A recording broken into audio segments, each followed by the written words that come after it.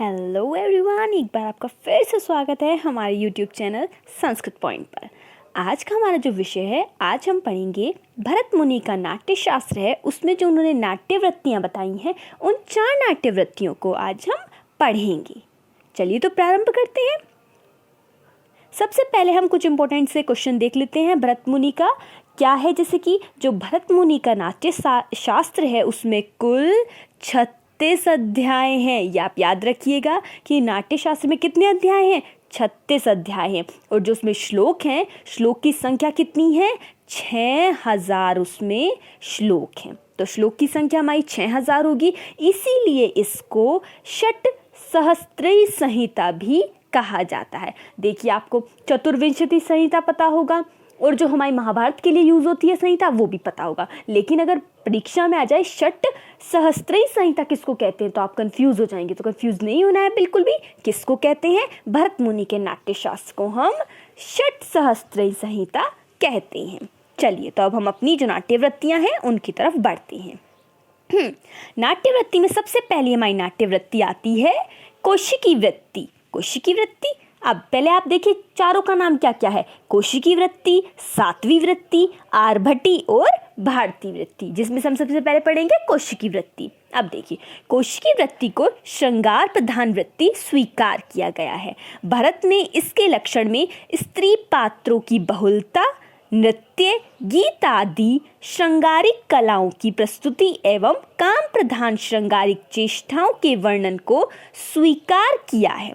मतलब जो हमारी कौशिकी वृत्ति है उन सब के अंतर्गत क्या आता है, स्त्री पात्र आते हैं। अब स्त्री पात्र हैं तो उसमें नृत्य, गीत आदि श्रृंगारिक कलाओं की प्रस्तुति तो होगी, तो इसीलिए ये हमारी किस लिए श्रृंगार प्रधान वृत्ति है। जो नृत्य, गीत एवं विलास इत्यादि श्रृंगारिक चेष्टाओं से सुकुमारता को प्राप्त होती है, वह कौशिकी वृत्ति कहलाती है।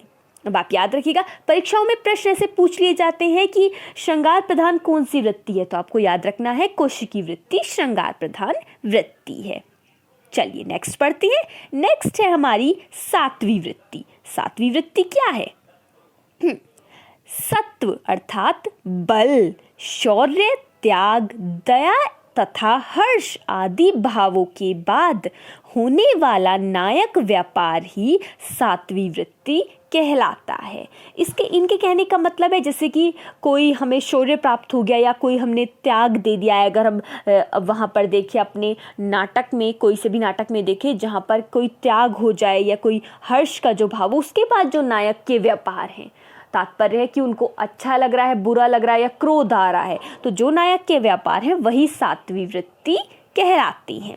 सत्व प्रधान व्यापारों में समन्वित वृत्ति को सात्वी वृत्ति कहा जाता है। श्रृंगार प्रधान कौशिकी वृत्ति और जो सत्व प्रधान है वो हुई हमारी सात्वी वृत्ति। वाचिक एवं आंगिक अभिनयों के साथ सत्व प्रधान मनोवांगों की अधिकता होने पर इस वृत्ति को सात्वी वृत्ति कहा जाता है। इसमें क्या है, आंगिक अभिनय जो है, आंगिक अभिनय का मतलब है कि गुस्से में अपनी मुट्ठी को मरोड़ रहे हैं, वो गुस्से में कुछ काम करना, ये हमारे, या फिर खुशी के कारण बल से, दया से ये जब हमारे हो रहे हैं तो ये हमारी क्या कहलाएगी, सात्वी वृत्ति कहलाएगी। चलिए अब पढ़ते हैं, आगे आती है हमारी आर्भटी वृत्ति। आर्भटी वृत्ति क्या है हमारी, देखते। आर्भटी वृत्ति है माया, इंद्रजाल, संग्राम, असत्य भाषण, असत्य भाषण झूठ जो होता है, तथा उत्भ्रांत चेष्टाओं का जहाँ प्रधान रूप से वर्णन किया जाए उसे आर्भटी वृत्ति कहा गया है। समझ गए आप, जहाँ पर माया, इंद्रजाल, छल कपट वाला जो होगा हमारा, ये जो वर्णन है जहाँ पर ये प्रधान हो चेष्टाओं के माध्यम से, तो वो हमारी आर्भटी वृत्ति कहलाती है। इस वृत्ति में किसी भी प्रकार के अभिनयों का क्या होता है, प्रयोग किया जा सकता है। ये नहीं होता है कि हमें यही वाले अभिनय करने हैं, किसी भी प्रकार के अभिनयों का प्रयोग किया जा सकता है। वीर एवं रौद्र रस में इसका प्रयोग होता है, ये हम याद रखेंगे। वीर और रौद्र रस में किसका प्रयोग होता है, वीर और रौद्र रस में आर्भटी वृत्ति का प्रयोग होता है। अब हम अगली पढ़ते हैं, अपनी अगली और अंतिम चतुर्थी है हमारी भारती वृत्ति। भारती वृत्ति क्या है, नाट्य शास्त्र के अनुसार भारतीय वृत्ति को वाग व्यापार प्रधान, वाग वाणी के व्यापारों से प्रधान, पुरुष प्रयोज्य, स्त्री वर्जिता है जो, तथा संस्कृत पाठ्य से युक्त होती है।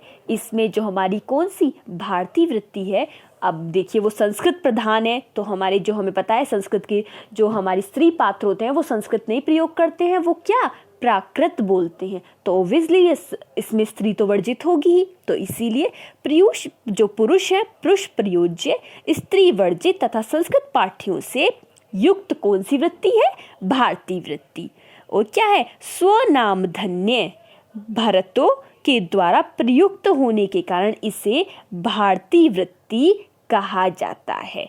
आचार्य भरत ने चारों वेदों से चारों वृत्तियों का ग्रहण करने का उल्लेख भी नाट्यशास्त्र में किया है। ये आपको याद रखना है, उन्होंने अपने नाट्यशास्त्र में खुद ये वर्णन किया है कि मैंने जो चारों वृत्तियां ली हैं वो चारों वेदों से ली हैं। और किस प्रकार ली है, देखिए कि भरत ने ऋग्वेद से भारतीय वृत्ति, ऋग्वेद से कौन सी ली, ऋग्वेद से भारतीय वृत्ति, यजुर्वेद से सात्विक वृत्ति, सामवेद से कौशिकी वृत्ति तथा अथर्ववेद से आर्भटी वृत्ति को ग्रहण किया है।